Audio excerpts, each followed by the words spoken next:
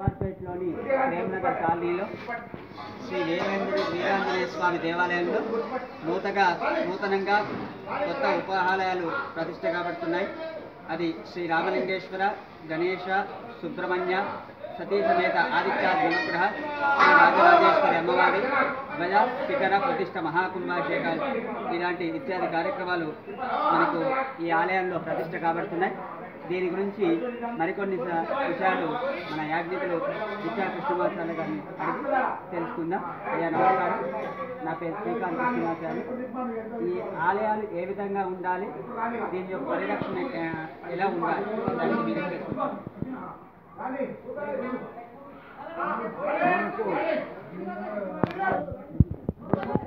వైదిక సాంప్రదాయకంలో దేవాలయాలు ఒక విజ్ఞాన కేంద్రాలు.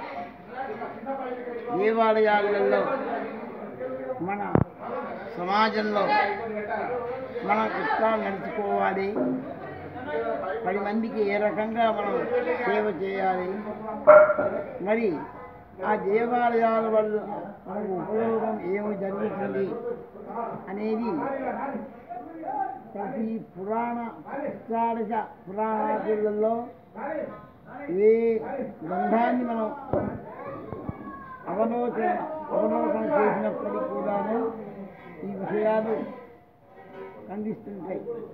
ఎందుకంటే యావత్ ప్రపంచం కూడా దైవాధీనంగా ఉంటుంది. మరి ఆ దైవాధీనంగా ఉన్నటువంటి యొక్క ప్రపంచం సక్రమంగా నడవాలి అంటే తప్పకుండా దైవారాధన జరగాలి. ఆ దైవారాధన వల్ల అంటే దైవానికి దేవతకు కూడా శక్తి సమకూరాలి అంటే దైవాధీనం జగత్సర్వం మంత్రాధీనంతో దైవతం.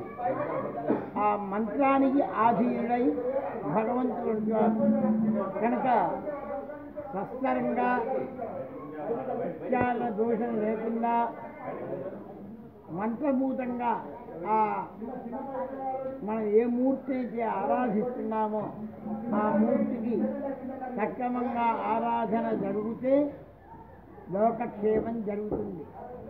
మనం అందరం కూడా లోకంలో వాళ్ళమే.